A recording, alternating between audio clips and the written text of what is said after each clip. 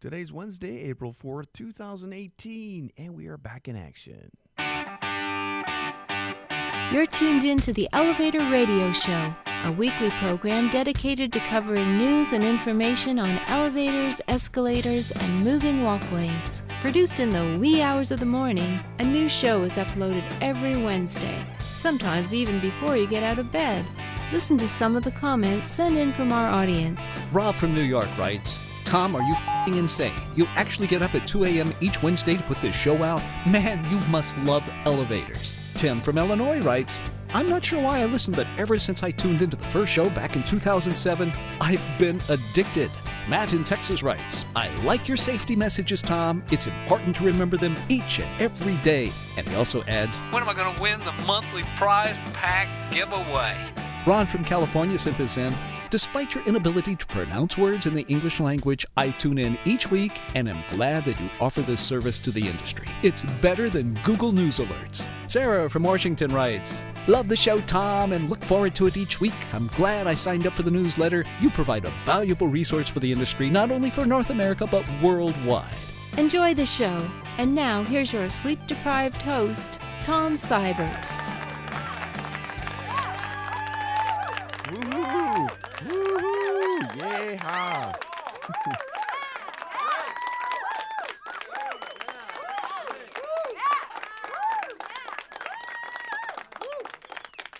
Well, if that doesn't get you going, I don't know what will. So, hey, everybody, this is Tom Seibert. I am the host for the Elevator Radio Show, and it is my pleasure to be here today.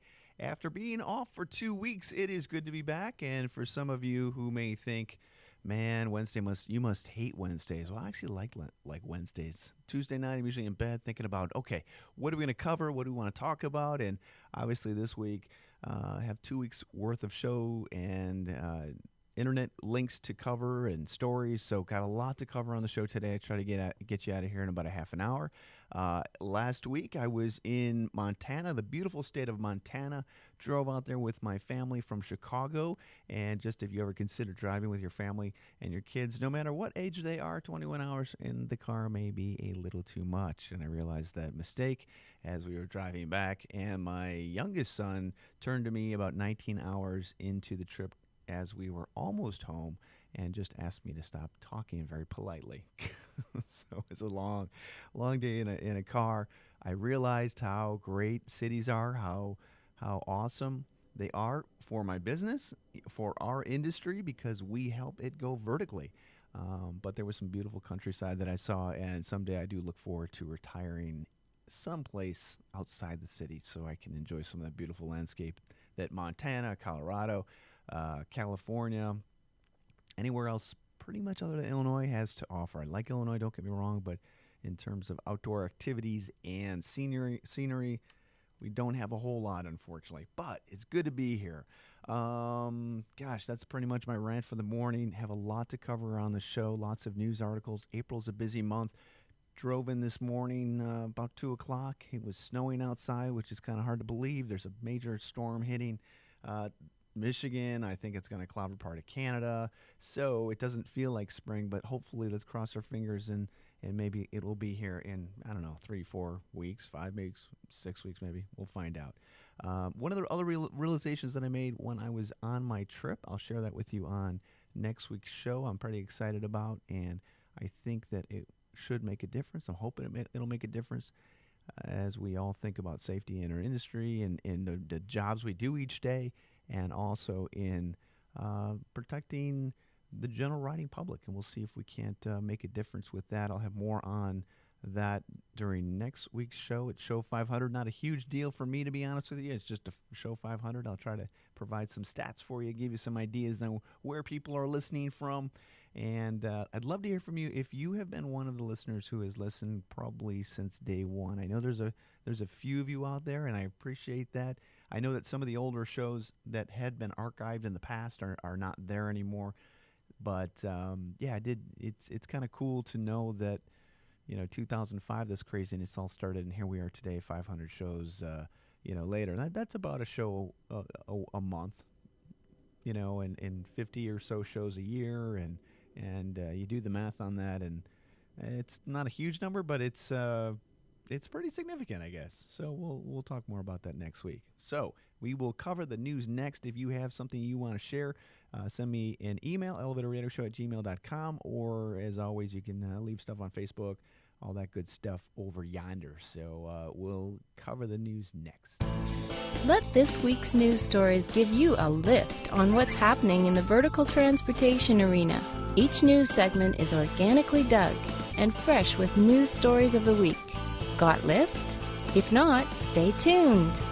In today's media world of news and all sorts of craziness and how the news organizations cover the news, their typical scenario or their typical saying is if it bleeds, it leads. In this case, I'm leading today's show 499 with an uplifting great story coming from Philadelphia and the Elevator Contractors Union there, who gave the Newtown American Legion a lift through the program, a Lift for a Vet program, which is awesome. So I just want to thank local 5 members, from Philadelphia, who made this happen and did it. And, it's acts of kindness like this that make the world a better place. That's the bottom line. The more good you can do, the better off the world will be. So keep on plugging along, and great job, guys. It's awesome for contributing what you did. Love this program. I wish we could give more back to our vets and those in need. So, this is a great story. So read about that. Link is in the show notes. But see, it did not bleed, and we led with it. Okay, registration is open for Elevator U. If you are interested in attending that is going to be held at the Bryant Conference Center in the University of Alabama, Tuscaloosa, Alabama. And the handout has been, the brochure, I should say, with the speakers has been released.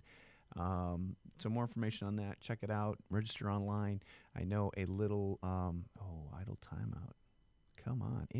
Inactivity on the page. What's going on?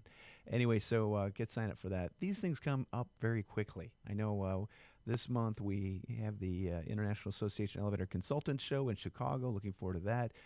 The New York City Supplier Showcase is going on at some point. So just a busy month. So make sure you don't wait till the last minute like I typically do. But I know how things happen, so try to get your reservations in as quick as you can. Okay, kind of a scary story. And I'll try to get through this without this blaring the news, some pre-rolled. Oh, there we go. They say we inherit the sins of our fathers. Ooh, I got to see that movie. Anyway, Channel 4 NBC News has an article. And you know what? I had so many articles this morning that preloaded these videos. And it's really a shame because it just shows you how desperate and how needy online news has become, where all they want is to just push an ad in front of you before you watch anything. But the title of this is a 5-year-old's hand get trapped in an escalator. This is terrible. Your hand should never be anywhere close to escalator steps or stairs. I do not know exactly where the hand was trapped. I don't know if it went over the handrail, but the reality is that this is the reason that the Elevator Escalator Safety Foundation exists. Mike Langer, who is the current chairman of the EESF, did send a letter out to the ESF members. I got mine, so please consider getting your donation in today if you are or become a member today by filling that out or going online and EESF.org, contacting Lori Dewitt for more information on that. But yeah, there's no reason this should ever happen anywhere for that matter, and we hope that the little girl is okay. Okay, next news article. When you've got gamers, HD movie. Oh man, I'm telling you, I'm gonna have to figure out how to shut these pre-roll videos down.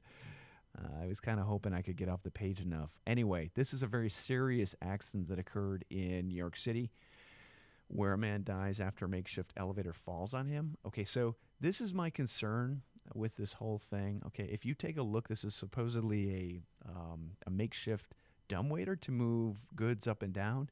Okay, this is the whole thing. This is my concern. This is my issue with. If you see the photos after you get through the pre-roll ad, look at the photos of this thing, because even the news article states that everybody knew about it. It looks like there's boarded up box that's in the side of the wall. How in the world did this facility get inspected, either by fire or by food and health, the whole health department, and pass, and somebody not go, hey, what is that over there? You got a permit for it? It looks a little odd. Nothing like that. And that is the big question here. The owner of this store, there's not enough money in his insurance policy that's going to cover the litigation that's going to come from this at all. It's tragic, and regardless of it being illegal, I mean, if it was put up in one day and nobody knew about it and it was in the back, that's one thing, but it was in the store. I scratch my head going, man, how did this not get caught? How did somebody not ask a question? Heck, the fire department comes in my building and they start writing me up because I have an extension cord. I have a surge strip plugged into an extension cord into the wall. So, and I'm happy to change it, But when you have that kind of level of detail in making sure a facility is safe, everything's up to code, and how can something like this go without notice? It's not good. Okay, next news article, KONE acquires Heartland Elevator in Dallas. They're looking to, or they're expanding their operations in Dallas, Texas. And so that is a press release from PR Newswire. Cision. So I'm sure that's good news for the Heartland Elevator owners. Hence the evolution of business in our industry. Here's another terrible accident. Not a whole lot of information to share on it. Channel 13 News. Child taken to hospital after falling down elevator shaft. Not a whole lot of information. I don't exactly know what type of elevator this was or what, but he approximately fell about 10 feet. And child is expected to be okay. The only good news is most children are pretty resilient. They're also flexible. They're also small. And sometimes their bones are a little bit more pliable than those of us who have been walking the earth a little bit longer. So, but yeah, I'm not sure if this is residential or where this was, but glad to hear that the child is going to be okay. There should never be an article like this at all. Another accident, Fox8Live.com. In New Orleans, apparently a man who was, I think, working on an escalator at the Sheraton Hotel on Canal Street, apparently had fallen through, gotten his legs and feet wedged between the escalator steps and the floor. It's scary, and he's okay. The unit wasn't running, thank goodness, I don't believe, but the legs were severely lacerated, so maybe it was. I don't know, but still, safety. Next news article, Michigan family rescued from stalled elevator. This happened in the Carlsbad Caverns in New Mexico.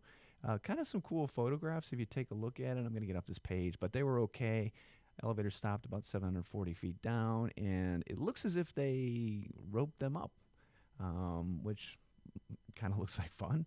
Not exactly the ideal situation you want to, a fire department really wants to go through, but because as it opens up a whole new level of possible accident scenarios when you have people outside the cab, on top of the cab, on, whatever. So, but anyway, I'm glad everybody's okay. Crews rescue woman after she falls into elevator shaft. Again, another article which has me scratching my head. And let me get off this pre-roll if it doesn't happen. This is in Athens, Georgia. Crews rescued a woman after she fell into an elevator shaft near the Elevator of Georgia campus. Witnesses say the woman was about to step in. Did you know? Oh my gosh. Step into the elevator, the service elevator, but instead fell into the shaft. Which means the doors were open somehow. I don't know. But again, there should never be a situation where elevator doors are open and there's no elevator there, unless there's an elevator technician working on it. So, scary stuff.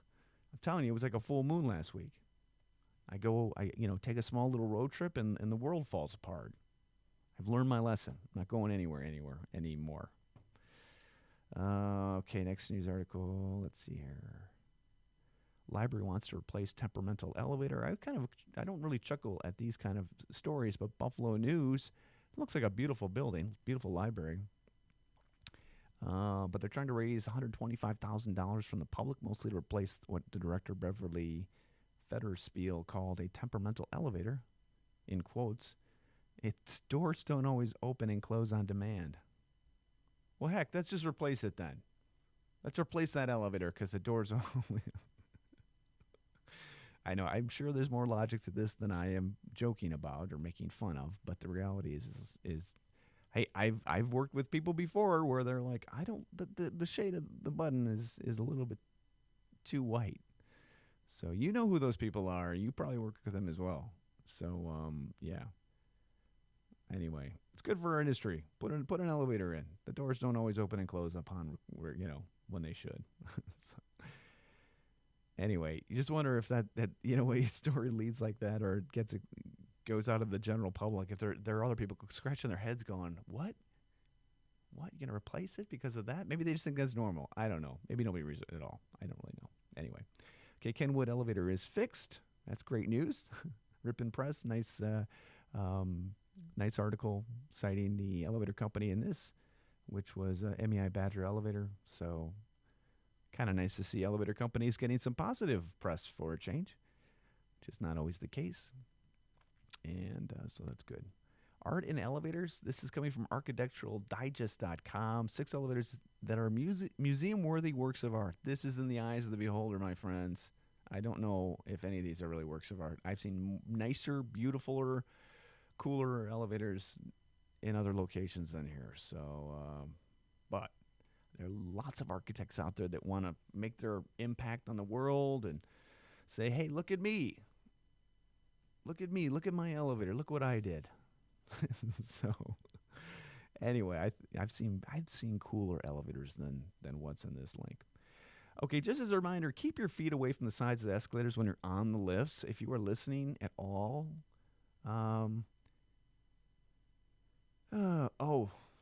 put shoes on, for God's sakes. There's a reason why you shouldn't ride an escalator barefoot. Oh, yeah. Probably lots of reasons. But the fact that your toe might, a young toddler's toe, or somebody who's 8, who rides an escalator without shoes? Who goes to the mall without shoes? Please, people, parents, just think. I didn't read that originally about the barefoot thing. There's blood everywhere. I guarantee there's a lawsuit. Guarantee it. I would not want to make escalators, maintain them, have anything to do with them from a business standpoint. Oh my gosh. The number of lawsuits, I can only imagine. Anyway.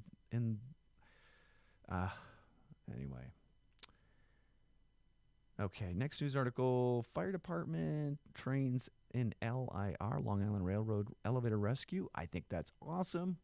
At first, I thought they were thinking about doing it, but they're doing it. I think training on elevators for fire department personnel is huge. It needs to be done as much as possible to get as good as you can at what you do.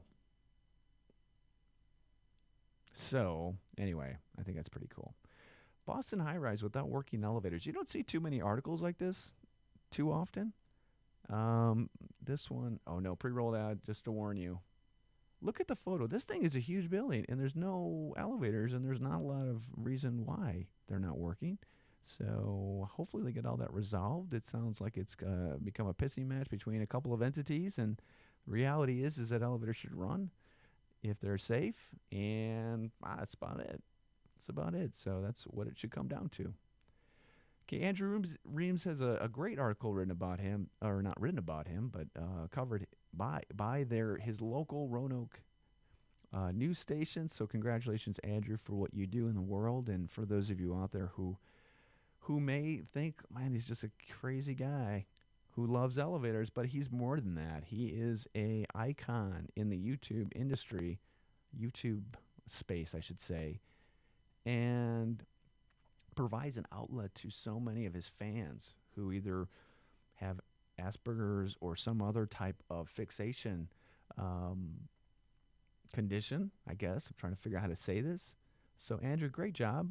Hats off to you. And, man, happy to support you any way I can, my friend. Having family members who have autism, I know completely what this is like, and I personally have been supporting elevator enthusiasts probably before YouTube was even online, which started from a letter a mom wrote asking if we had any panels that I could send for her son, who is probably now in his 30s or late 20s, so that he could, they could make his closet look like an elevator, and he could press buttons all day long. And we did it. It was great. It was actually a great feeling, great article, great. It just felt good to do, So, and that was probably back in 1990, I don't know, 7 or 8.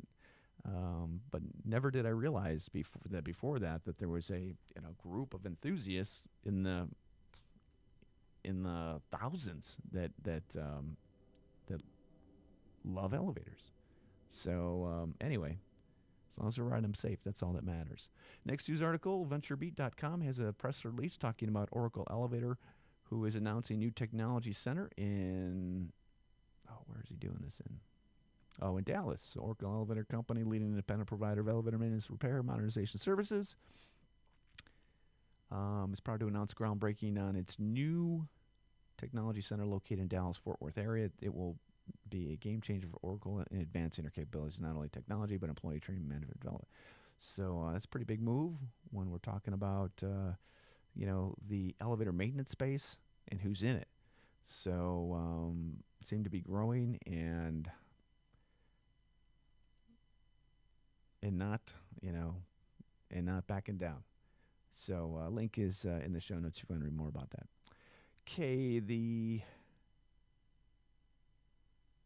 Chicago Elevator Association meeting is tomorrow night.